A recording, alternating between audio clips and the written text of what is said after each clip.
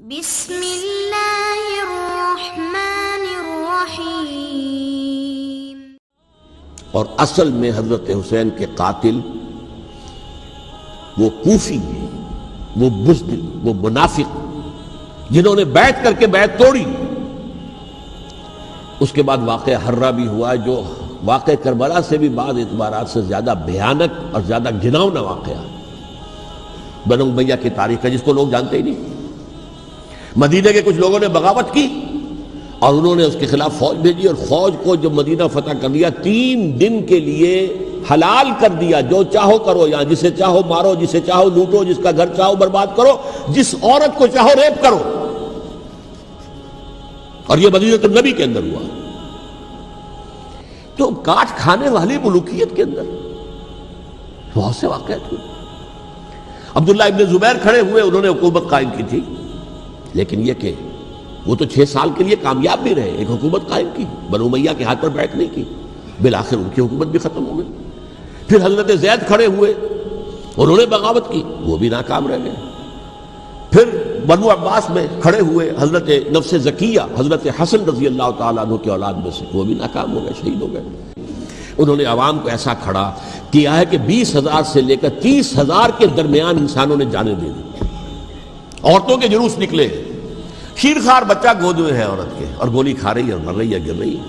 آپ سوچئے زندگی کتنی عزیز ہوتی ہے، اور شیرخوار بچے کے لیے ماں کی جو زندگی ہے، اس ماں کو اپنی زندگی کتنی عزیز تر ہوگی کہ اپنے لیے نہیں تو اس بچے کے لیے مجھے جینا ہے، لیکن نہیں، گولیاں کھائیں اور گری۔ یہ جذبہ انہی میں ہے۔ واقعہ یہ ہے کہ اہل سنت کے اندر یہ جذبہ نہ ہونے کے برابر ہے۔ یہ میں واشگاف الفاظ میں کہہ رہا ہوں۔ پورے عالم اسلام میں صرف شیعہ ایران ایسا نکلا ہے کہ جس نے بادشاہت کا خاتمہ کیا، باقی سعودی عرب میں بادشاہت بیٹھی ہوئی ہے، ڈٹ کر بیٹھی ہوئی، اربوں ڈالر کا ایک ایک محل بنتا ہے ان بادشاہوں کا، اور سنی سن ہے، سن کوئی ہر ایک شخص کا کارنامہ، وہ یہودی فتنہ گر، وہ روح مزدق کا بروز، ہر قبا ہونے کو ہے اس کے جنوں سے تار تار۔ اسی طرح وہ عبداللہ ابن سبا یہودی فتنہ گر۔ آج اہل تشیع میں سے بعض حضرات کہتے ہیں کہ یہ عبداللہ ابن سبا یہ تو افسانوی شخصیت ہے، اس کی حقیقت کوئی تھی ہی نہیں، حالانکہ ان کی اپنی کتاب میں رجال کشی کے اندر اس کا ذکر موجود ہے۔ اور یہ بھی موجود ہے کہ حضرت علی رضی اللہ تعالیٰ عنہ نے اپنے عہد خلافت میں اسے زندہ جلوایا ہے۔ اس کی وجہ کیا تھی؟ یہ آیا مدینے کے اندر اسلام کا لبادہ اوڑھ کر، اس نے چند عقیدوں کی اشاعت شروع کی۔ سب سے پہلے حضرت علی تو خدا ہیں، گاڈ انکارنیٹ، اوتار کا تصور، جیسے ہندوؤں میں ہے رام چندر جی خدا کا اوتار، اور عیسائیت میں بھی پہلے گاڈ انکارنیٹ کا تصور تھا کہ حضرت مسیح خدا کا اوتار ہے، انکارنیشن آف گاڈ۔ تو اس نے کہا کہ حضرت علی تو خدا کا اوتار ہے، خدا ہے۔ نمبر 2، اس نے کہا کہ ہر نبی کا ایک وصی ہوتا ہے جس کے حق میں وہ وصیت کرتا ہے، تو حضور صلی اللہ علیہ وسلم کے وصی حضرت علی ہیں، لہذا خلیفہ تو اول روز سے حضرت علی ہیں، حضرت ابو بکر، حضرت عمر، حضرت عثمان یہ تو غاصب ہیں، اور حضرت عثمان کی خلافت تھی اس وقت تو خاص طور پر۔ پھر اس نے جو قبائلی عصبیت تھی اسے بھڑکایا۔ پرانی جو عصبیت چل رہی تھی قریش کے اندر، وہ 2 گھرانے ایک دوسرے کے مد مقابل تھے۔ دیکھیے، ایک ہوتا ہے قبیلہ، ایک ہوتا ہے گھرانہ۔ ہمارے پنجاب میں ایک قبیلہ ہے وٹو قبیلہ، اس کے گھرانے بہت سے، مانے کے، لالے کے، سجے کے، شامد کے، یعنی کوئی لالا تھا ان میں سے بڑا، ان کے بیٹے ہو گئے لالے کے، ان کی اولاد، خاندان یہ کہلاتے ہیں۔ قبیلہ ایک، یہ وٹو قبیلہ۔ تو قبیلہ تھا قریش، اس میں گھرانے بہت تھے، بنو ہاشم، بنو امیہ، بنو تیم، بنو عدی، یہ بہت سے گھرانے تھے۔ تو چوٹی کے 2 گھرانے جو تھے وہ بنو ہاشم اور بنو امیہ، ان کے درمیان چپقلش تھی، مقابلہ، مسابقت، اور یہ مسابقت فی الخیر بھی ہوتی تھی۔ اگر انہوں نے غریبوں کو کھانے کھلائے ہیں تو ہم ان سے بڑھ کر کھلائیں گے، اگر وہ حاجیوں کی خدمت کرتے ہیں تو ہم ان سے بڑھ کر کریں گے۔ تو ان کے اندر یہ مسابقت فی الخیر بھی تھی، لیکن چپقلش تھی کہ کوئی ہم سے آگے نہ نکل جائے، وہ سمجھتا تھا وہ آگے نہ نکل جائے۔ اس شخص نے اس پرانی عصبیت کو تازہ کیا کہ حضور تو بنو ہاشم میں سے تھے، لہذا خلافت حق ہے بنو ہاشم کا، یہ غاصب ہیں۔ اس سے پہلے دو خلفاء جو تھے وہ نہ بنو ہاشم سے تھے نہ بنو امیہ سے تھے. حضرت ابو بکر بنو تیم میں سے تھے، چھوٹا قبیلہ تھا. حضرت عمر بنی عدی میں سے تھے، وہ بھی چھوٹا قبیلہ تھا. یہ حضرت عثمان پہلے خلیفہ جو بنو امیہ میں سے تھے، جن کی پرانی چپکلش بنو ہاشم سے تھی. اب اس کو موقع مل گیا کہ پرانی قبائلی عصبیت کو بھڑکائے. یہ ہے اصل میں اس فتنے کا پس منظر عبداللہ ابن سبا نے جو آ کر پھیلایا ہے. اور اس کی تفصیل میں اس وقت میں نہیں جا سکتا، کیسے یہ فتنہ پروان چڑھا، کیا انہوں نے اسٹریٹجی اختیار کی کہ یہ کیا کرتے تھے، گروہ بنا کر بھیجتے تھے لوگوں کو. کوفے میں جاؤ تو وہاں پر دمشق کے گورنر کے خلاف اور مصر کے گورنر کے خلاف الزامات لگاؤ، اس نے یہ کیا، وہ غبن کر گیا، وہ یہ کر گیا، وہ خیانت کر رہا ہے، وہ رشتہ داروں کو پال رہا ہے. اور عثمان کے خلاف بھی تقریریں کرو رضی اللہ تعالیٰ عنہ. دمشق میں جاؤ تو کوفے کے گورنر کے خلاف، کیونکہ دمشق کے گورنر کے خلاف بات کرو گے تو لوگوں کو معلوم ہوگا کہ یہ جھوٹ بول رہے ہیں. لیکن یہ کہ وہاں تو تم بات کرو کوفے کے گورنر کے خلاف اور مصر کے گورنر کے خلاف اور حضرت عثمان کے خلاف. مصر میں جاؤ تو بات کرو کوفے کے اور شام کے گورنر کے خلاف اور حضرت عثمان کے خلاف. یہ انہوں نے ایسا اٹھایا. اور اس زمانے میں آپ کو معلوم ہے ذرائع رسل و رسائل تھے نہیں، نہ اس فتنے کی پتہ چل سکا جب تک کہ وہ فتنہ جو ہے پوری طرح برگ و بار لا کر تراور درخت نہیں بن گیا. اس کے نتیجے میں حضرت عثمان رضی اللہ تعالی عنہ شہید ہوئے، اور خلیفہ پھر حضرت علی رضی اللہ تعالی عنہ کو انہی سبائیوں نے، جنہوں نے گھیراؤ کیا تھا، جنہوں نے حضرت عثمان کو شہید کیا ہے، یہی حضرت علی رضی اللہ تعالیٰ عنہ کے ارد گرد ہو گئے. اور حضرت علی رضی اللہ تعالیٰ عنہ بھی نہیں چاہتے تھے خلافت کی بیعت لینا، لیکن آخر کیا کرتے؟ کیا وہ امت کو بغیر خلیفہ کے چھوڑ دیتے؟ حضرت زبیر سے کہا گیا، انہوں نے نہیں مانا، رد کر دی بات. حضرت طلحہ سے کہا گیا، انہوں نے نہیں مانا. حضرت علی سے کہا گیا، اب عشرہ مبشرہ میں سے یہی تو تھے نا، لہذا انہوں نے تسلیم کر لیا، خلافت ہو گئی. لیکن اس کے بعد جو خانہ جنگی ہوئی ہے، اس خانہ جنگی کے نتیجے میں نوٹ کر لیجئے کہ 1,00,000 کے قریب مسلمان ایک دوسرے کی تلواروں اور نیزوں اور برچھیوں اور تیروں سے ختم ہو گئے، ہلاک ہو گئے. یہ ہماری تاریخ کا تاریک ترین باب ہے. 5 سال، 4.5 سال حضرت علی کی خلافت کے اور 6 مہینے حضرت حسن کی خلافت کے رضی اللہ تعالی عنہ. اس سے کیا ہوا کہ ایک طرف تو اسلام کی جو توسیع ہو رہی تھی، تھمتا نہ تھا کسی سے سیل رواں ہمارا، وہ سیلاب رک گیا. انٹرنل سیبوٹاج ہو گئی نا، اب تو اندر ہی آپس ہی میں اگر دست و گریبان ہو گئے تو باہر اب کیا توسیع کرتے ہیں. وہ توسیع کا عمل رک گیا. اور یوں سمجھیے کہ جیسے ٹرک اگر کبھی چل رہا ہو، بھرا ہوا ہو، لوڈڈ، اور وہ چڑھائی چڑھ رہا ہو، تو اگر کہیں موشن ٹوٹ جائے، ٹرک کو رکنا پڑے، تو ڈرائیور کے جان پر بن جاتی، اس لیے کہ اس کو دوبارہ سٹارٹ کرنا، اور جبکہ وہ چڑھائی پر ہے، انکلائن پر ہے، آسان کام نہیں ہوتا. خطرہ ہوتا ہے وہ پیچھے جو ہے وہ نہ جائے. اور پہاڑی علاقوں میں آپ کو معلوم ہے ذرا پیچھے چلے جانے کا مطلب جو ہے بہت خطرناک جو ہے نتیجہ نکل سکتا ہے. بہرحال حضرت علی رضی اللہ تعالیٰ عنہ نے اپنے خلافت میں ایک کام یہ کیا. اب اس کی کیا مصلحتیں تھیں یہ تو انہی کے علم میں ہوگا. ہم قیاس کر سکتے ہیں، میں اس میں نہیں جانا چاہتا. ابھی تک خلافت کا مرکز تھا مدینہ منورہ، حضرت ابوبکر، حضرت عمر، حضرت عثمان، وہیں جہاں حضور صلی اللہ علیہ وسلم رہے تھے اور جہاں پر کہ حضور مدفون تھے. لیکن حضرت علی نے اپنا مرکز جو ہے وہ کوفہ بنا دیا. اچھا، اس کی ایک ظاہری وجہ یہ سامنے آتی ہے کہ اسلام کا جو پھیلاؤ ہو گیا تھا، وہ سلطنت اتنی وسیع ہو گئی تھی کہ مدینہ منورہ بہت جنوب میں اور بڑے صحرا کو عبور کر کے جانا ہوتا تھا. کوفہ جبکہ ایسی مقام پر تھا کہ جہاں سے مشرقی راستہ جا رہا ہے ایران کو، عراق کے اندر تو ہے وہ شہر کوفہ، اور پھر ایران اور خراسان اور ہندوستان کو راستہ جا رہا ہے. وہیں سے شمال کی طرف جا رہا ہے، شام کی طرف اور ترکی کی طرف. اور وہاں سے پھر یہ کہ مغربی افریقہ کو بھی کنٹرول کرنا، جو شمالی افریقہ کو، وہ بھی آسان تھا. بہرحال حضرت علی نے کوفہ کو اپنا مرکز بنایا، اور نتیجہ یہ ہوا کہ سبائیوں کا بھی مرکز وہی بن گیا، چونکہ انہوں نے اپنے آپ کو گردا گرد رکھا حضرت علی کے رضی اللہ تعالیٰ عنہ. اب ظاہر بات ہے کسی پرٹیکولر پرسن کے خلاف تو کوئی مقدمہ موجود تھا نہیں، بلکہ جب جنگ جمل ہو رہی تھی، ابھی جنگ نہیں ہوئی تھی، حضرت عائشہ، حضرت طلحہ، حضرت زبیر وہ لے کر آئے تھے ایک لشکر. اس مطالبے کے لیے کہ حضرت عثمان کے قاتلوں کو سزا دی جائے، قصاص لیا جائے۔ حضرت علی رضی اللہ تعالیٰ عنہ سے گفت و شنید ہو رہی تھی، حضرت علی جو ہے اس پر آمادہ ہو گئے کہ ٹھیک ہے، میں جو بھی قاتلین عثمان ہیں ان کو گرفتار کر کے سزا دوں گا۔ عین اسی وقت کوفے کی مسجد کے اندر جو ہے 10,000 کا مجمع کھڑا ہو گیا، ہم سب قاتل عثمان ہیں، لو ہم سے بدلہ کہاں سے لوگے؟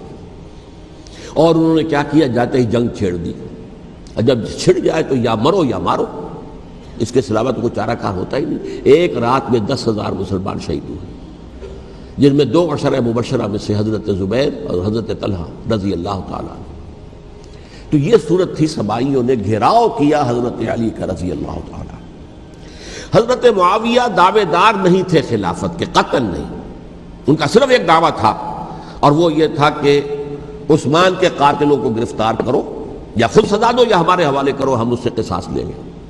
اس لیے کہ قبیلہ بنو امیہ کا تھا، اور حضرت امیر معاویہ بنو امیہ میں سے، تو ایک خاندانی طور پر جو ہے ہم قصاص لیں گے ان سے جنہوں نے قتل کیا ہے حضرت عثمان۔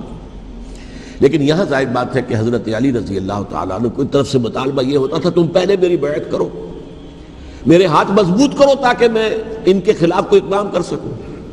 لیکن انہیں یہ اندازہ تھا کہ اگر میں نے بیعت کی تو ظاہر بات ہے کہ حضرت علی تک پہنچنے سے پہلے مجھے گردن بڑھا دیں گے یہ لوگ، اس لیے کہ سبائی جو ہے وہ آپ کو گھیرے ہوئے۔ بہرحال ایک عجیب الجھاؤ، ایک ڈائلیما تھا جس کی وجہ سے یہ جنگ چلتی رہی، اور حضرت علی رضی اللہ تعالیٰ عنہ کو انہی کے شیعان علی ہی کے اندر سے وہ جماعت علیحدہ ہوئی تھی جس کو ہم خوارج کے نام سے جانتے ہیں، اور ایک خارجی ملجم ابن ملجم ہی نے حضرت علی کو شہید کیا رضی اللہ تعالیٰ عنہ۔ پھر حضرت حسن رضی اللہ تعالیٰ عنہ، اب دیکھیے کس قدر صحیح بات تھی جو حضرت علی رضی اللہ تعالیٰ عنہ نے فرمائی جب ان سے کہا گیا کہ کیا ہم آپ کے بیٹے حسن کے ہاتھ پر بیعت کر لیں رضی اللہ تعالیٰ عنہ۔ فرمایا نہ میں تمہیں اس کا حکم دیتا ہوں نہ میں اس سے روکتا ہوں، یہ تمہارا معاملہ ہے، امرہم شورا بینہم، تم اپنے باہمی مشورے سے جو فیصلہ کرو گے ٹھیک ہے، میں نہ حکم دیتا ہوں نہ روکتا ہوں۔ اس کا کیا مطلب ہے؟ باپ کے بعد بیٹے کی خلافت ہرگز حرام نہیں ہے، ورنہ کہتے کیسے ہو سکتا میرا بیٹا؟ نہیں، یہ نہیں کہا۔ حضرت عمر سے بھی کہا گیا تھا کہ اپنے بیٹے کو نامزد کر دیں، عبداللہ ابن عمر کو، تو انہوں نے جواب میں کیا کہا؟ اسے تو طلاق دینی بھی نہیں آتی۔ انہوں نے اپنی کسی زوجہ کو طلاق دی تھی، اور اس میں جو صحیح ترین طریقہ ہے وہ اختیار نہیں کیا تھا، انہیں طلاق دینے تک نہیں آتی تو میں اسے خلیفہ بنا دوں۔ یہ نہیں کہا تھا کہ باپ کے بعد بیٹا خلیفہ نہیں ہو سکتا، یہ تو نہیں تھا، کہیں حرام نہیں ہے، نہ کتاب و سنت میں، نہ کوئی حدیث ہے، نہ کہیں قرآن مجید میں۔ تو حضرت علی نے بھی فرمایا رضی اللہ تعالیٰ، نہ میں روکتا ہوں نہ حکم دیتا ہوں، یہ تمہارا اپنا معاملہ ہے۔ بہرحال حضرت حسن رضی اللہ تعالیٰ عنہ نے حضرت امیر معاویہ سے صلح کر لی، خلافت ان کے سپرد کر دی۔ دیکھیے میں حضرت ابوبکر، حضرت عمر، حضرت عثمان، حضرت علی کے ساتھ حضرت حسن کے دور خلافت کو بھی خلافت راشدہ میں سے سمجھتا ہوں، اور تبھی 30 سال پورے ہوتے ہیں اس حدیث کے مطابق کہ حضور نے فرمایا خلافت 30 برس رہے گی، پھر ملوکیت آ جائے گی۔ تو حضرت حسن کا بہت بڑا کارنامہ یہ ہے کہ اس خانہ جنگی کا دروازہ بند کر دیا، اور یہ پیشن گوئی تھی حضور کی صلی اللہ علیہ وسلم حضرت حسن کو جب بچے تھے حضور کے انتقال سے پہلے، میرا یہ بیٹا مسلمانوں کے 2 گروہوں میں صلح کرائے گا، یہ حضور کی پیشن گوئی تھی، اور وہ پیشن گوئی حضرت حسن کے علم میں بھی ہوگی یقیناً۔ بہرحال انہوں نے صلح کی حضرت امیر معاویہ کے ساتھ رضی اللہ تعالیٰ عنہ، خلافت ان کے حوالے کر دی، اور کچھ شرائط تھیں طے ہو گئی، اللہ خیر صلی اللہ۔ حضور کی تو یہ پیشن گوئی جو ہے صحیح ثابت ہوئی کہ میرا یہ بیٹا مسلمانوں کے 2 بڑے گروہوں کے درمیان صلح کرا دے گا، اور سبائیوں نے انہیں تانے دیے، یا عار المومنین، اے مومنوں کے لیے موجب عار، موجب شرم، تم نے بزدلی دکھائی ہے، تم نے امیر معاویہ کو خلیفہ تسلیم کر لیا، تم نے بزدلی دکھائی، معاذ اللہ ثم معاذ اللہ ثم معاذ اللہ۔ اب میں کچھ باتیں حضرت امیر معاویہ کے بارے میں کہنا چاہتا ہوں، اس لیے کہ وہاں اس میں نے حضرت معاویہ کے بارے میں یہ تو بہت شدت کے ساتھ کہا تھا، اور میں اب بھی اس پر قائم ہوں اور پوری طریقے سے قائم ہوں۔ میرا مستقل موقف یہی ہے کہ حضرت معاویہ رضی اللہ تعالیٰ عنہ کے دور خلافت کو ہم خلافت راشدہ میں شامل نہیں سمجھتے، اہل سنت میں سے کوئی بھی نہیں سمجھتا، لیکن اس کے ساتھ میں نے حضرت امیر معاویہ کے کچھ مناقب بھی بیان کیے تھے تاکہ پلڑا جو ہے ترازو کا، اس کے دونوں پلڑے سامنے آ جائیں. لیکن یہ کہ وہ حصہ میرے اس بیان کا نکال دیا گیا، ختم کر دیا گیا. یہ میں نہیں جانتا کہ اس میں کیا مصلحت دیکھی گئی ہے. اس میں تو کسی کے لیے کوئی معاملہ ایسا نہیں تھا، کسی کے جذبات کو جو ہے وہ ٹھیس پہنچانے والا. کیونکہ میں نے کہا وہ خلیفہ راشد نہیں تھے، صاف میں نے کہا، بلکہ وہ دور ملوکیت کا آغاز ان سے ہو گیا ہے. بلکہ جب ایک صاحب نے یہ کہا کہ کربلا کے بعد سے دور ملوکیت آ رہی تھی، تو میں نے کہا نہیں جناب، دور ملوکیت تو 20 سال پہلے پوری ہو چکی تھی، شروع ہو چکی تھی. حضرت امیر معاویہ کے بھی 20 سال میں وہ دور ملوکیت میں شمار ہوتے. انہیں کسرا العرب بھی کہا گیا، عرب کے کسرا، جو شہنشاہ ایران کا خطاب تھا. حضرت معاویہ رضی اللہ تعالیٰ عنہ کو کسرا العرب کہا گیا، عرب کا کسرا یہ. لیکن دوسری طرف یہ ہے کہ وہ صحابی رسول ہے رضی اللہ تعالیٰ، حضور کے برادر نسبتی بھی ہیں، حضور کے سالے ہیں. ان کی ہمشیرہ ام حبیبہ حضور کی زوجہ محترمہ ہیں، ام المومنین ہیں ام حبیبہ رضی اللہ تعالیٰ عنہ. پھر کس قدر معتمد علیہ تھے حضور کے کہ کاتبان وحی میں شامل تھے. وحی کی کتابت کرنے والے چند لوگ تھے جنہیں کہ حضور کہتے تھے کہ اب یہ آیت لکھ لو. ان میں سے ایک امیر معاویہ بھی رضی اللہ تعالیٰ. تو بڑے توازن کی ضرورت ہے. دیکھیے صحابہ کرام کا جہاں تک تعلق ہے، اہل سنت کا موقف یہ ہے کہ صحابہ کلہم عدول، صحابہ سب کے سب نیک نیت ہیں، اور ان کی روایت جو ہے قبول کی جائے گی، رد نہیں کی جائے گی، ان پر کوئی جرح و تعدیل نہیں ہوگی. اس لیے کہ ان کا تزکیہ محمد الرسول اللہ صلی اللہ علیہ وسلم نے کیا تھا. لہذا یہ تو ہو سکتا ہے کہ کسی صحابی سے کوئی خطا ہو جائے، لیکن وہ خطا اجتہادی ہوگی، نیت کی خطا نہیں ہوگی، نیت کی غلطی نہیں ہوگی. اگر کسی صحابی کی نیت پر حملہ کیا جائے تو یہ اصل میں طعن ہے، حملہ ہے حضور پر کہ وہ تربیت دے نہیں سکے اپنے ساتھیوں کو. معاذ اللہ ثم معاذ اللہ ثم معاذ اللہ، وہ تزکیہ کر ہی نہیں سکے. 3 جگہ جو قرآن میں آیا ہے یتلو علیہم آیاتہ ویزکیہم، تو کیا تزکیہ کیا؟ اگر ان کے قریب ترین ساتھی جو تھے، اگر ان کے اندر بھی بدنیتی تھی اور دنیا کی طلب تھی اور دنیا کے اندر اقتدار حاصل کرنے کا جذبہ تھا، تو پھر کیا تزکیہ کیا؟ معاذ اللہ ثم معاذ اللہ. لہذا صحابہ سب کے سب عدول ہیں، اور ان سے اختلاف ممکن ہے، لیکن ان کی نیت پر حملہ نہیں ہو سکتا. تو حضرت امیر معاویہ کی شخصیت ایک چیز ہے، آپ کا دور خلافت دوسری چیز ہے. شخصیت کے اعتبار سے صحابی رسول ہیں، برادر نسبتی ہیں حضور کے صلی اللہ علیہ وسلم.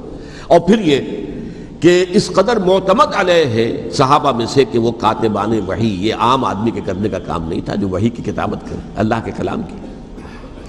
البتہ یہ ہے کہ جیسا کہ میں نے عرض کیا، ان کا دور خلافت راشدہ نہیں ہے، وہ ملوکیت کا دور ہے. یہ میں نے جیسا کہ عرض کیا، میں نے ایک صاحب نے جب یہ کہا کہ ملوکیت شروع ہو رہی تھی، میں نے کہا شروع نہیں ہو رہی تھی، ملوکیت تو 20 سال پہلے شروع ہو چکی تھی. اسی طریقے سے ایک صاحب نے کہا تھا کہ اسلام کو قائم کرنے کے لیے حضرت حسین میدان میں آئے. میں نے کہا یہ بھی غلط ہے، اسلام تو 60 سال پہلے قائم ہو چکا تھا. نبی اکرم صلی اللہ علیہ وسلم کے دستے مبارک سے اسلام قائم ہو گیا. جاء الحق وزهق الباطل ان الباطل کان زهوقا. پھر 30 برس تک وہ کامل شکل کے اندر قائم رہا. تو اسلام جو ہے وہ جو ہے در حقیقت اب قائم کرنے والی بات نہیں تھی. البتہ اس کے اندر زوال شروع ہو گیا تھا. اس زوال کے عمل کو روکنے کے لیے حضرت حسین میدان میں آئے. یہ ایک چیز کو صحیح تاریخی پرسپیکٹو میں رکھنا. تو جس طرح سے دین کو قائم کرنے کے لیے دیکھیے، قائم تو کیا محمد رسول اللہ صلی اللہ علیہ وسلم والذین معہ رضی اللہ تعالی عنہ، انہوں نے کیا تھا. ہاں اب جو ہے وہ اپنی اس شاندار حیثیت سے نیچے گرنے لگا تھا. وہ میں بعد میں عرض کروں گا کہ میں نے اسے کیا عرض کیا تھا کہ یہ اس زوال کو روکنے کے لیے کسی طریقے سے یہ اپنی اصل حقیقت میں قائم رہے. یہ حضرت حسین رضی اللہ تعالیٰ عنہ کے سعی تھے. اچھا، حضرت امیر معاویہ کے جو 20 سال ہیں وہ پورے امن، سکون، اطمینان، کوئی جھگڑا، کوئی فساد، کوئی اختلاف، کوئی باہمی خاندانی، کچھ 20 سال. یہ بھی تاریخ کی بڑی چشم کشا حقیقت ہے جو عام طور پر لوگوں کے علم میں نہیں ہے. سبائی بھی دبکے رہے. حضرت امیر معاویہ کی حکومت اتنی مضبوط تھی، کنٹرول، کہ ان کو کچھ سر اٹھانے کا موقع نہیں ملا. موجود تھے، دبکے رہے. جیسا کہ میں نے کہا، ریولوشن کے آخری مرحلے پر آ کر جو مخالفین ہیں وہ دب جاتے ہیں کہ پھر دیکھیں گے، موقع ملے گا تو پھر لیں گے ان سے حساب کتاب. 20 سال رہے ہیں پورے امن کے. 10 سال کے بعد یعنی درمیان میں ہے حضرت امیر معاویہ کا عہد خلافت. ایک صحابی جو کہ بزرگ صحابہ میں سے ہیں، مغیرہ ابن شعبہ رضی اللہ تعالی عنہ، وہ آتے ہیں اور وہ کہتے ہیں کہ دیکھیے امیر المومنین، کتنی بڑی خانہ جنگی رہی تھی مسلمانوں کی آپس میں، اور اب بھی اگر آپ کسی کو نامزد کیے بغیر چھوڑ گئے امت کو تو پھر خانہ جنگی ہو جائے. 1 لاکھ اس وقت جو ہے وہ ہلاک ہوئے تھے، نہ معلوم اب کتنے ہلاک. لہٰذا آپ اپنی زندگی ہی میں نامزد کر دیجئے کسی کو خلیفہ، ولی عہد بنا دیجئے. حضرت امیر معاویہ نے ابتداءً جو ہے انکار کیا نہیں، لیکن ان کے دلائل ایسے تھے وزنی، اور میں سمجھتا ہوں کہ وہ بات صحیح تھی جو مغیرہ ابن شعبہ نے کہی، اس لیے کہ اب صحابہ کرام میں سے جو کبار صحابہ تھے وہ تو سب دنیا سے رخصت ہو چکے تھے. اب تو یا صغار صحابہ رہ گئے تھے جو حضور کے زمانے میں بچے تھے، حضرت حسن، حضرت حسین، عبداللہ ابن زبیر، یہ بچے تھے نا، یا تو وہ تھے، اور یا بالکل نو مسلم تھے. اور نو مسلموں میں بڑی تعداد وہ تھی جو ایرانیوں کی تھی، شامیوں کی تھی، ادھر کی تھی. تو ان کو تو ظاہر بات ہے کہ تربیت نبوی سے کیا خلافت راشدہ سے بھی اکثر و بیشتر کو کوئی حصہ ملا ہی نہیں. تو اس صورت میں اب وہ اعلیٰ ترین معیار پر حکومت کے نظام کو قائم کرنا ممکن نہیں ہے. کوئی قبائلی عصبیت جب تک حکومت کی پشت پر نہیں ہوگی، حکومت مستحکم نہیں ہوگی.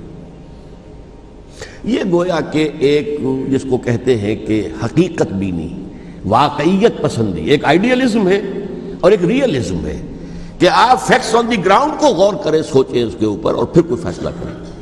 اس اعتبار سے پھر حضرت امیر معاویہ نے بات مان لی اور بیعت لے لی لوگوں سے حضرت یزید کے لیے کہ یہ خلیفہ ہوں گے میرے بعد. اس کو ولی عہدی کہتے ہیں. اچھا، اس وقت 5 افراد ایسے تھے کہ جنہوں نے اس سے اختلاف کیا. یہ بات بہت اہم ہے.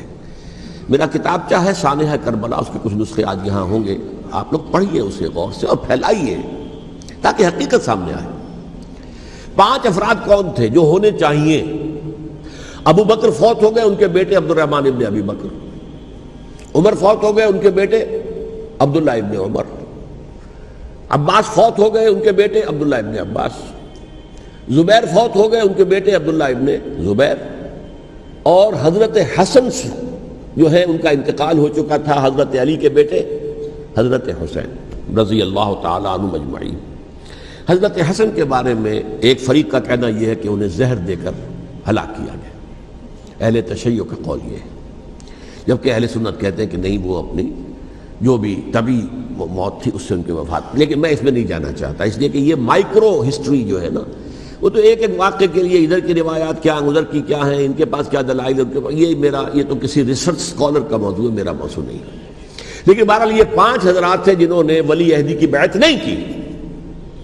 لیکن حضرت معاویہ اتنے حلیم الطبع انسان تھے، انہوں نے جبر نہیں کیا، کوئی تشدد نہیں کیا. ٹھیک ہے، ولی عہدی کی بیعت نہیں کر رہے، کوئی بات نہیں، میری بیعت تو کی ہوئی ہے نا، ابھی تو میں زندہ ہوں، بات ختم ہو گئی. میری بیعت کو تو نہیں توڑا انہوں نے، فسخ بیعت نہیں کی. اس اعتبار سے انہوں نے نہ کوئی تشدد کیا، نہ جبر کیا، نہ کوئی مواخذہ کیا. لیکن جب امیر معاویہ کا انتقال ہو گیا، اب ولی عہدی کی بجائے وہ اب خلافت کی بیعت ہوئی. سب لوگوں نے بیعت کر لی. ان 5 میں سے ایک فوت ہو چکے تھے. حضرت عبد الرحمن ابن ابی بکر فوت ہو چکے رضی اللہ تعالی. 4 تھے. ان 4 میں ایک اختلاف ہوا. 2 کی رائے یہ تھی، عبداللہ ابن عمر، عبداللہ ابن عباس، کہ اگرچہ یہ کام غلط ہوا ہے، اسلام کی روح کے منافی ہوا ہے، یہ بادشاہت کی بنیاد پڑ رہی ہے، لیکن یہ بات ایسی نہیں ہے کہ اس کی بنا پر ہم خانہ جنگی شروع کروا دیں، امت کے اندر خون خرابہ کروائیں، فساد کروائیں. لہذا انہوں نے بیعت کر لی. اب کوئی اگر یہ کہے معاذ اللہ کہ وہ بک گئے تھے یزید کے ہاتھ میں، معاذ اللہ ثم معاذ اللہ، وہی بات آپ اختلاف کر سکتے ہیں کہ انہیں نہیں کرنی چاہیے تھی، یہ کوئی رائے رکھے، مجھے اختلاف نہیں. لیکن ان کی نیت پر حملہ کریں گے تو حملہ محمد رسول اللہ پر ہوگا صلی اللہ علیہ وسلم. عبداللہ ابن عمر کون ہیں؟ کتنی حدیثیں ان سے جو ہے وہ منقول ہیں. عبداللہ ابن عباس کون ہیں؟ جنہیں حضور نے جو ہے جن کے لیے دعا کی تھی، اے اللہ فقہہ فی الدین وعلمہ التاویل، اے اللہ اس نوجوان کو دین کا فہم عطا کر اور قرآن کی تعویل اور تفسیر کا علم عطا کر، حبر الامہ کہلاتے ہیں۔ وہ کہیں پیسوں اور ٹکوں کے عوض بک جانے والے نہیں تھے، انہوں نے امت کی مصلحت دیکھی، نیت جو ہے اس پر حملہ نہ کیجیے، البتہ اختلاف کا حق آپ کو حاصل ہے۔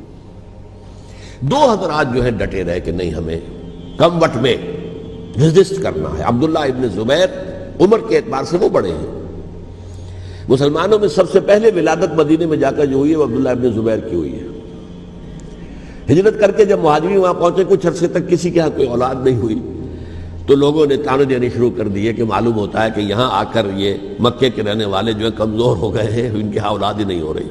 پھر عبداللہ ابن زبیر کی ولادت ہوئی ہے، یہ حضرت ابو بکر کے نواسے ہیں، حضور کی زوجہ محترمہ حضرت عائشہ کی بہن حضرت دیکھیے ابھی نام نکل گیا ہے جی، حضرت اسماء رضی اللہ تعالی عنہا عنہما، یہ ان کے صاحبزادے ہیں، حضرت زبیر کے بیٹے۔ ان کا فیصلہ ہوا کہ ہمیں رجسٹ کرنا ہے کم وقت میں، ایٹ اینی کاسٹ۔ حضرت حسین ابن علی رضی اللہ تعالی عنہما کا بھی فیصلہ ہوا کہ ہمیں رجسٹ کرنا ہے کم وقت میں۔ البتہ ان میں بھی ایک اختلاف ہو گیا، یعنی یہ دو تو جڑے رہے، ان دو میں اختلاف ہو گیا۔ عبداللہ ابن زبیر کا کہنا یہ تھا کہ ہمیں حجاز میں رہنا چاہیے، یہ سرزمین ہے جس میں نبوت کی برکات سب سے زیادہ ہیں، یہاں ہم مضبوط قلعے کے اندر ہیں، ہمیں یہاں سے جو ہے رجسٹ کرنا چاہیے اور ختم کرنا چاہیے اس نظام کے اندر جو خرابی آ گئی ہے اس کو۔ حضرت حسین رضی اللہ تعالیٰ عنہ کے پاس خطوط کا تانتا بنا ہوا تھا، کوفے سے لوگ خط لکھ رہے تھے، آئیے آئیے آئیے، ہم آپ کے ہاتھ پر بیعت کریں گے، ہم آپ کے ہاتھ پر بیعت کریں گے، ہم آپ کے ہاتھ پر بیعت کریں گے۔ یہی وہ کوفہ جو حضرت علی کا دارالخلافہ رہا تھا اور جو پھر سبائیت کا گڑھ بن گیا تھا۔ چنانچہ حضرت حسین نے حضرت مسلم بن عقیل کو بھیجا وہاں پر کہ میرے نمائندے کی حیثیت سے جا کر وہاں پر بیعت لو۔ 10-12 ہزار افراد نے بیعت کر لی، لیکن اس کے بعد یزید کی طرف سے گورنر بنا کے بھیجا گیا ابن زیاد کو۔ ابن زیاد نے آ کر جو تشدد کیا اور سختی کی تو سب کے سب بیعت توڑ کر اور سب منحرف ہو گئے۔ مخلصین تو وہ تھے نہیں، الکوفی لایوفی، کوفی جو ہے وہ تو کوئی وعدہ وفا کرنے والا ہوتا ہی نہیں، بیعت توڑ دی۔ فمن نقص فانما ينقص على نفسه، بیعت کے بعد بیعت توڑ دینا بہت بڑا گناہ ہے، توڑ دی۔ ادھر اطلاع مل گئی حضرت حسین کو، چل چکے تھے وہ، راستے میں تھے کہ وہاں تو مسلم بن عقیل شہید ہو گئے اور سب لوگوں نے بیعت توڑ دی۔ اب واپس جانا چاہتے تھے لیکن مسلم بن عقیل کے بیٹے جو ہے اڑ گئے۔ یہ عرب کی اپنی ایک جو ہے پرانی ان کی حمیت اور ان کا قبائلی نظام کہ اب ہم اپنے والد کے خون کا قصاص لیے بغیر نہیں جائیں گے۔ حضرت حسین رضی اللہ تعالیٰ عنہ کی مروت اور شرافت کہ یہ میرا ساتھ دینے کے لیے آئے تھے، اب میں ان کا ساتھ نہ دوں تو یہ تو شرافت اور مروت کے خلاف ہے۔ کہا اچھا چلو چلتے۔ وہاں جا کر بھی عین اپنے میدان کے اندر بھی حضرت حسین رضی اللہ تعالیٰ عنہ نے 3 چیزیں پیش کی ان کوفیوں کے لشکر کے خلاف۔ سب سے بڑا لشکر کے اندر سب سے بڑے تو کوفی تھے جنہوں نے بیعتیں کی ہوئی تھی حضرت حسین کے ساتھ۔ دیکھو مجھے جانے دو واپس حجاز کی طرف،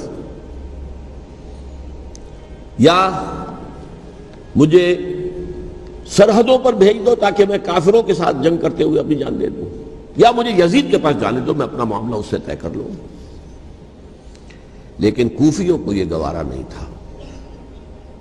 اگر یہ یزید کے پاس پہنچ گئے تو ہمارا کچا چٹھا بیان کر دیں گے کہ مجھے تو ان لوگوں نے برگلا کر بلایا تھا۔ اس لیے کہ دیکھیے حضرت امیر معاویہ کے 20 سالوں کے دوران میں بتا چکا ہوں، ان کی حکومت اتنی مستحکم تھی کہ اس کے خلاف کوئی فتنہ اٹھانا ممکن نہیں تھا۔ اب چونکہ چینج اوور ہوا تھا، اور چینج اوور میں آپ کو معلوم ہوتا ہے کہ ایک جس کو کہتے ہیں every thing is in the melting پاٹ، ابھی تو یہ درمیان کے اندر معاملہ ہے، تو انہیں موقع ملا، سر اٹھایا حضرت حسین رضی اللہ تعالیٰ عنہ کو، جو خطوط لکھے جس کے کہ تھیلے کے تھیلے اور بوریوں کی بوریاں بھری ہوئی حضرت حسین کے ساتھ تھی، وہ کہا کہ آئیے ہم آپ سے بیعت کریں گے۔ انہوں نے نہیں مانا، اور اصل میں حضرت حسین کے قاتل وہ کوفی ہیں، وہ بزدل، وہ منافق جنہوں نے بیعت کر کے بیعت توڑی، اور اب وہ آ گئے کہ اگر یہ حسین رضی اللہ تعالیٰ عنہ بچ کر کہیں یزید کے پاس پہنچ گئے تو پھر ہمارا کچا چٹھا جو ہے وہ سامنے آ جائے گا اور ہماری پھر شامت آ جائے گی. لہذا انہوں نے قتل کیا حضرت حسین کو رضی اللہ تعالیٰ. ایک بات جو علامہ ڈاکٹر قلب صادق نے فرمائی، اور میرے علم میں یہ بات پہلے نہیں تھی، وہ یہ کہ حضرت حسین کے قتل کا فتویٰ ایک بہت بڑے مفتی نے دیا تھا. یہ بات بھی ذرا سمجھ لیجیے. حضرت حسین رضی اللہ تعالیٰ عنہ کے قتل کا فتویٰ ایک بہت بڑے مفتی نے دیا تھا. کیوں دیا تھا؟ اس لیے کہ حضور کی احادیث موجود ہیں کہ جب ایک شخص کی ایک خلیفہ کی بیعت ہو جائے تو دوسرا اگر کھڑا ہو تو اسے قتل کر دو. کھلی حدیث. اسی لیے ایک بہت بڑے مفسر بھی ہیں، فقیہ بھی ہیں، قاضی ابن العربی رحمۃ اللہ علیہ. ایک ابن عربی ہیں الف لام کے بغیر، ابن عربی، وہ بہت بڑے صوفی ہیں، فلسفی ہیں، اندلس کے ہیں.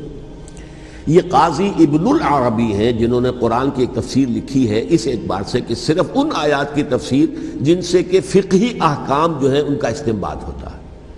یہ دو تفسیریں اس طور سے لکھی گئی ہیں قرآن مجید کی. احکام القرآن ان کا نام ہے دونوں کا، جن میں سے ایک جو ہے قاضی ابن العربی کی ہے. ان کا ایک جملہ نقل ہوتا ہے، قتل الحسین بسیف جدہ، حسین قتل ہو گئے اپنے ہی نانا کی تلوار سے. وہ تلوار کیا تھی؟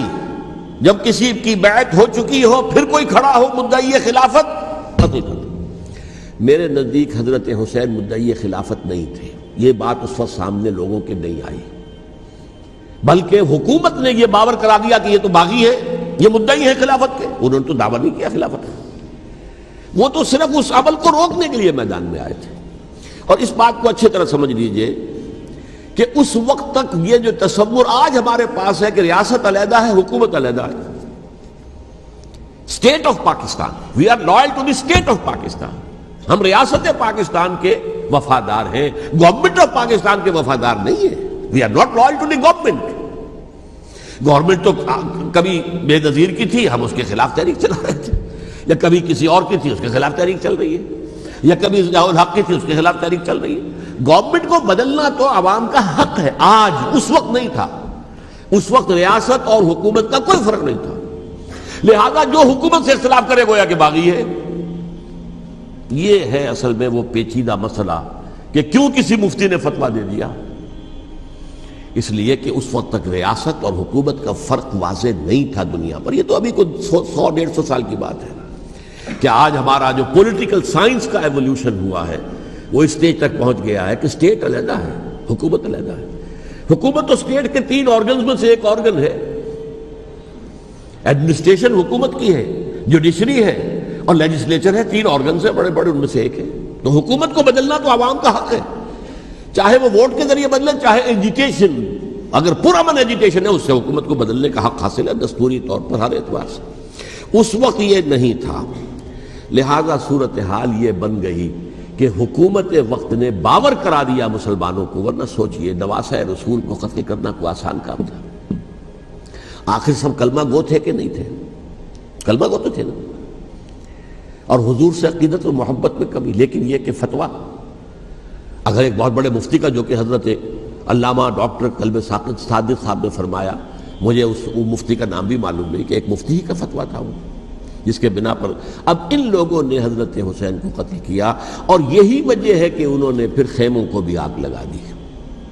وائی حالانکہ دیکھیے اگر دشمنی کا انتقام ہوتا تو حضرت علی بن حسین جو بیمار تھے، جو بعد میں زین العابدین رحمۃ اللہ علیہ کے نام سے پھر یہ اہل تشیع کے چوتھے امام معصوم ہیں، حضرت علی، حضرت حسن، حضرت حسین، اور پھر حضرت علی بن حسین زین العابدین رحمۃ اللہ علیہ.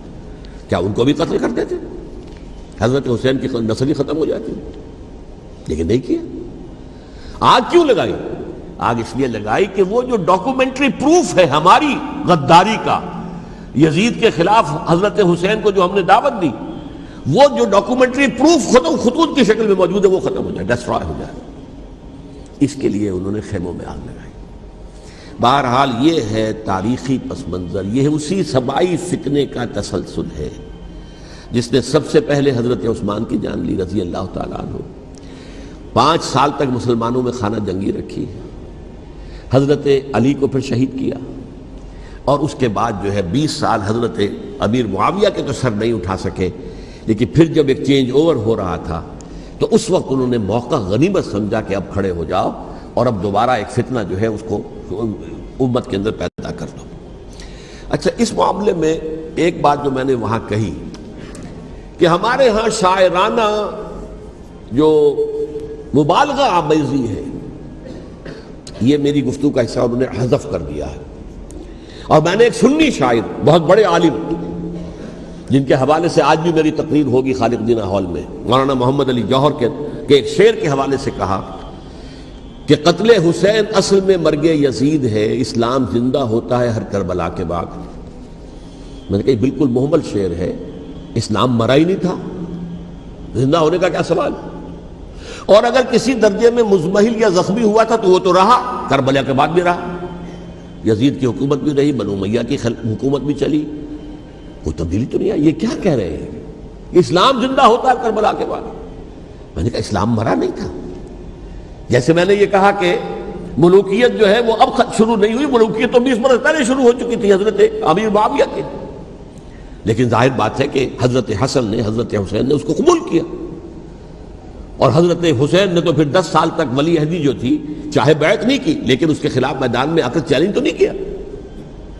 اس اعتبار سے یہ معاملہ جو ہے اسلام زندہ ہوتا ہے کربلا کے بعد، یہ بے تکی بات ہے۔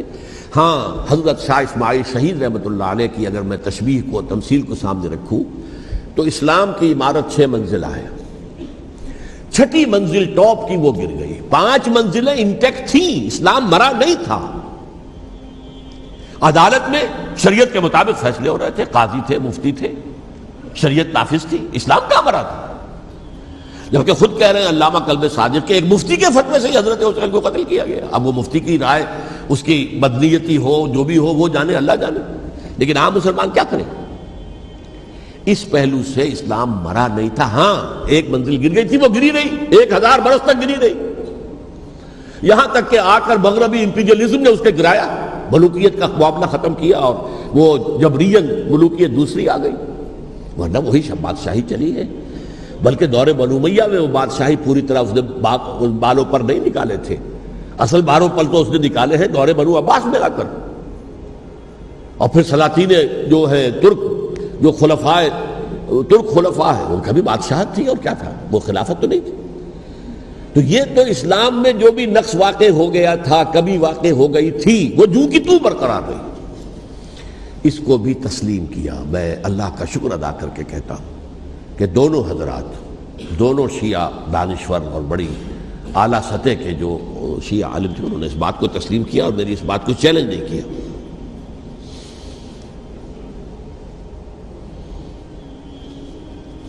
اصل میں تیسری بات میں نے یہ کہی کہ دیکھیے حضرت حسین رضی اللہ تعالی عنہ کی اس شہادت کے بعد، اس کے بعد واقعہ حرہ بھی ہوا، جو واقعہ کربلا سے بھی بعض اعتبارات سے زیادہ بھیانک اور زیادہ گھناؤنا واقعہ بنو امیہ کی تاریخ ہے، جس کو لوگ جانتے ہی نہیں۔ مدینہ کے کچھ لوگوں نے بغاوت کی اور انہوں نے اس کے خلاف فوج بھیجی، اور فوج کو جب مدینہ فتح کر لیا، 3 دن کے لیے حلال کر دیا، جو چاہو کرو، یہاں جسے چاہو مارو، جسے چاہو لوٹو، جس کا گھر چاہو برباد کرو، جس عورت کو چاہو ریپ کرو، اور یہ مدینہ النبی کے اندر ہوا۔ تو کاٹ کھانے والی ملوکیت کے اندر بہت سے واقعات ہوئے۔ عبداللہ ابن زبیر کھڑے ہوئے، انہوں نے حکومت قائم کی تھی، لیکن یہ کہ وہ تو 6 سال کے لیے کامیاب بھی رہے، ایک حکومت قائم کی، بنو امیہ کے ہاتھ پر بیعت نہیں کی، بالآخر ان کی حکومت بھی ختم ہو گئی۔ پھر حضرت زید کھڑے ہوئے، انہوں نے بغاوت کی، وہ بھی ناکام رہ گئے۔ پھر بنو عباس میں کھڑے ہوئے حضرت نفس زکیہ، حضرت حسن رضی اللہ تعالیٰ عنہ کے اولاد میں سے، وہ بھی ناکام ہو گئے، شہید ہو گئے۔ پھر یہ سمجھ لیا گیا کہ اب یہ جہاں تک 6ٹھی منزل ہے وہ تو دوبارہ تعمیر نہیں ہو سکتی، یہ تو جس کی لاٹھی اس کی بھینس، جس کے پاس طاقت ہوگی اس کی حکومت ہوگی، جس کا قبیلہ زیادہ قوی ہوگا، جس قبیلے میں زیادہ عصبیت ہوگی، مضبوط ہوگا، متحد ہوگا، طاقتور ہوگا، اسی کی حکومت ہوگی۔ البتہ اس کے نیچے لوگوں کے اخلاق کی اصلاح کرو۔ صوفیاء کرام نے وہ کام اپنے ذمے لیا، اور بالکل وہی کام ہے کہ جو ائمہ اہل بیت کرتے رہے۔ حضرت حسن کی اولاد میں، پھر حضرت علی بن حسین رضی اللہ تعالی، حضرت حسین کی اولاد میں، پھر امام محمد باقر، امام محمد جعفر صادق، اور اس کے بعد بھی 5 اور، کسی نے بغاوت نہیں کی۔ جیسے علماء کرام کام کر رہے تھے اور جیسے صوفیاء کرام کام کر رہے تھے، ایسے ہی وہ مسلمانوں کی علمی تربیت، روحانی تربیت و تزکیہ کر رہے تھے، کسی نے حکومت کو چیلنج نہیں کیا۔ نوٹ کر لیجیے اس بات کو۔ حضرت علی نے بھی چیلنج نہیں کیا تھا، حضرت حسن نے چیلنج نہیں کیا، خود صلح کر لی۔ تو ائمہ اہل بیت جو 12 یہ گنتے ہیں، جن میں سے آخری جو ہے حضرت مہدی کو تو ابھی ظاہر ہونا ہے، ان کے عقیدے کے مطابق وہ روح پوش ہیں، وہ ظاہر ہوں گے، لیکن 11 حضرات کے بارے میں یہ کہ حضرت حسین کے سوا کسی نے بھی چیلنج نہیں کیا وقت کے نظام میں، اور حضرت حسین نے بھی اس مغالطے پر کیا کہ کوفی ساتھ دیں گے، اور یہ موقع ہے کہ یہ جو 6ٹھی منزل اسلام کی گر گئی ہے اسے دوبارہ تعمیر کر دیا جائے۔ انہوں نے خلافت کا دعویٰ نہیں کیا تھا، یہ انہیں عوام کو مغالطے میں مبتلا کیا گیا کہ یہ خلافت کا مدعی ہو کر سامنے آیا۔ جیسا کہ میں نے آپ سے کہا تھا، امیر معاویہ نے حضرت علی کے عہد خلافت میں کبھی خلافت کا دعویٰ نہیں کیا، مدعی خلافت نہیں تھے وہ تو یہ کہتے تھے کہ قاتلان حسین جو ہے، قاتلان عثمان کو سزا دو، قصاص دو، بس۔ اسی طرح حضرت حسین نے بھی، اب دیکھیے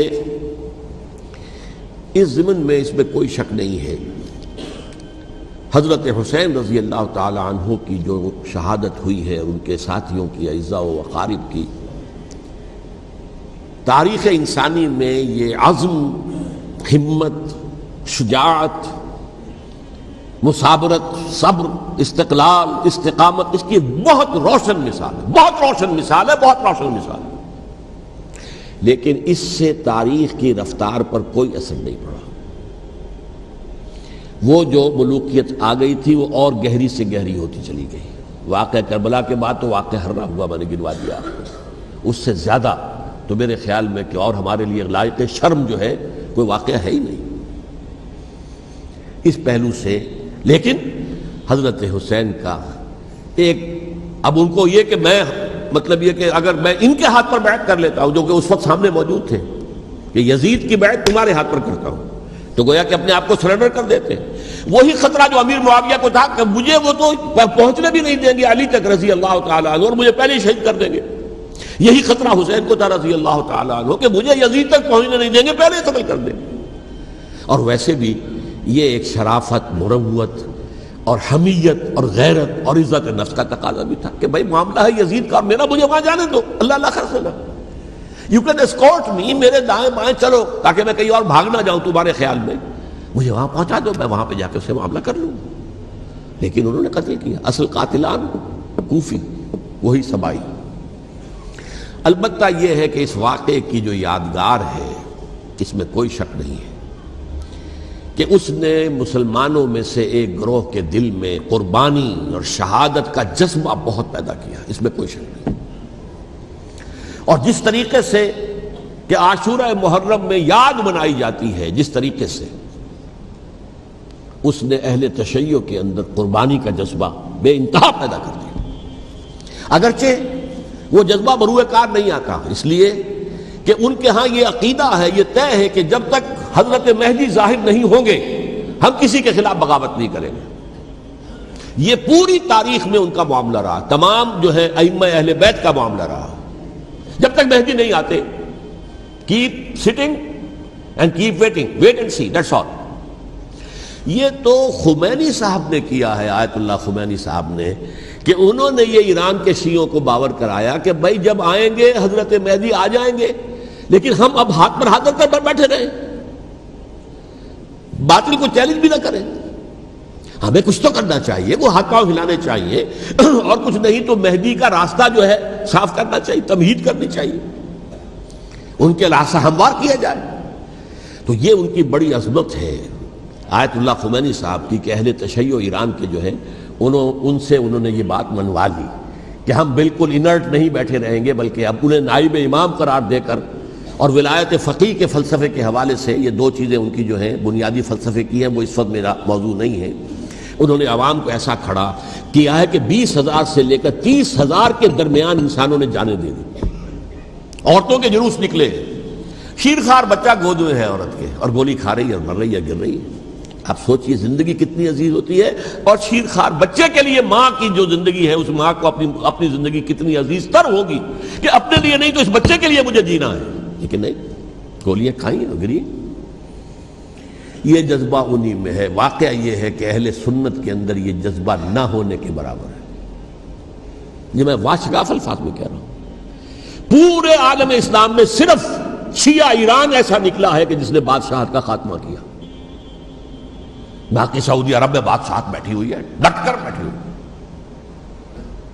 اربوں ڈالر کا ایک ایک محل بنتا ہے ان بادشاہوں کا, اور سنی سن ہے, سن, کوئی حرکت نہیں. وہ تو اب جو حرکت ہو رہی ہے وہ اینٹی امریکن حرکت ہے جو ہو رہی ہے. وہ در حقیقت وہ مسئلہ بالکل دوسرا ہے جو اس وقت ہو رہا ہے. لیکن یہ کہ عالم اسلام میں کوئی تحریک ایسے نہیں اٹھی. یہ اہل تشیع میں ہے جو بالکل استثنائی بات ہے کہ انہوں نے جو ہے ایک ایسا بادشاہ جس کو کہا جاتا تھا کہ اس کا جو اسلحہ خانہ ہے وہ ایشیا میں سب سے بڑا اسلحہ خانہ ہے, جو 2500 سالہ پرانی جو ایک عظمت تھی ایران کی اس کو دوبارہ تازہ اور زندہ کرنا چاہتا تھا. 2500 سالہ برسی اس نے منائی تھی, اس کے لیے ایک شہر آباد کیا تھا کہ خسرو یا سائرس یا ذوالقرنین قرآن مجید کی اصطلاح میں اس کی یادگار بنائی تھی. اور وہ سوچ رہا تھا کہ وہی عظمت دوبارہ ایران کی ہوگی جو کہ خسرو کے زمانے میں تھی, جس کا قرآن مجید میں سورہ کہف کے اندر ذکر ہے. مشرقی فتوحات, مغربی فتوحات, شمالی فتوحات. تو وہ بادشاہ جو اس کو بھاگنا پڑا ہوا قربانی کی وجہ سے. تو یہ جو ہے واقعہ کربلا نے, اس میں کوئی شک نہیں ہے کہ ایک ایسی مشعل روشن کی ہے جس کو کہ ہر شخص کو دیکھنا چاہیے. یہ بھی انسان, جیسے کہ اقبال نے ایک شعر کہا تھا غالب کے لیے, فکر انسان پر تیری ہستی سے یہ روشن ہوا ہے, پرے مرغ تخیل کی رسائی تاک ہو جا. تو فکر انسان پر حضرت حسین کی قربانی سے یہ واضح ہوا ہے کہ انسان کس حد تک جا سکتا ہے قربانی دینے کے لیے اپنے کسی مقصد کے لیے. مقصد ان کا جو تھا, میں نے اسی لیے آیت پڑھی تھی, معاذ اللہ ثم معاذ اللہ. میں ایک آخری بات جو کہہ رہا ہوں وہ نوٹ کر لیجئے. ایک خاص انتہائی نقطۂ نظر کے عام کیے جانے کی وجہ سے سنیوں میں بھی ایک انتہائی رد عمل پیدا ہوا ہے. Extreme rightist سنیز.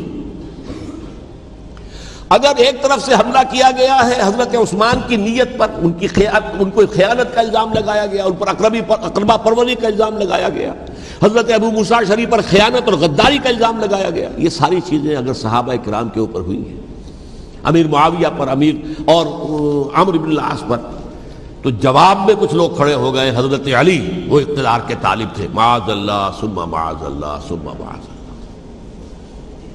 یہ اہل سنت کا موقف نہیں ہے. حضرت حسین اقتدار کے طالب تھے, ہرگز نہیں, ہرگز نہیں, ہرگز نہیں. وہی اصول جو میں نے بتایا تھا سب کے لیے لاگو رہے گا. وہ امیر معاویہ کے لیے ہے تو حضرت علی کے لیے بھی, حضرت حسین کے لیے بھی ہے. یہ نیک نیت ہے. آپ ان کی کسی رائے سے اختلاف کر سکتے ہیں لیکن ان کی نیت پر حملہ نہیں کریں گے. نیت پر حملہ کریں گے آپ کا ایمان بالرسالت جو ہے وہ مجروح ہو جاتا ہے. یہ رسول کے ساتھ بھی ہے. رسول نے ان کا تزکیہ کیا, یتلو علیہم آیاتہ ویزکیہم, اس کا سارا عمل محمد کا کیا ہوا ہے صلی اللہ علیہ وسلم. تو صحابی کے معاملے میں یہ ہمارے ہاں ان کو اہل سنت جو ہیں جو معتدل مزاج کے, اور اکثریت ان کی, یہ تو چند لوگ ہیں ذرا قلم چلا لیتے ہیں تو ان کی بہت سی کچھ چھوٹی چھوٹی کتابیں بھی شائع ہو گئی ہیں بہت, لیکن انہیں اہل سنت نے قرار دیا ناسبی یا خارجی. جیسے خوارج نے کہا تھا حضرت علی بھی کافر ہیں اور حضرت امیر معاویہ بھی کافر ہیں, حضرت عمرو بن العاص بھی کافر ہیں, معاذ اللہ ثم معاذ اللہ. ایسے ہی کچھ لوگ حضرت حسین پر بھی الزام لگاتے ہیں کہ اقتدار کی حوث اور طلب کے اندر انہوں نے یہ سارا سفر کیا تھا, اور بس یہ ہے کہ وہ جو بازی تھی وہ ہار گئے. اللہ اللہ خیر صلی اللہ, اس سے آگے کیا ہے معاملہ, نہیں, معاذ اللہ ثم معاذ اللہ. اسی لیے میں نے آیت آج جو پڑھی تھی ایک اور جو بہت بظاہر آپ کو معلوم ہوئی ہوگی, غیر متعلق ہے میرے آج کے عنوان سے, تلک الدار الآخرۃ نجعلھا للذین لا یریدون علوا فی الارض ولا فسادا. یہ سورہ قصص کے آخری آیات میں سے. دیکھو یہ آخرت کا گھر جو ہے وہ ہم خاص کر دیں گے ان لوگوں کے لیے جو اس زمین میں اپنے اقتدار کے طالب نہیں ہوتے.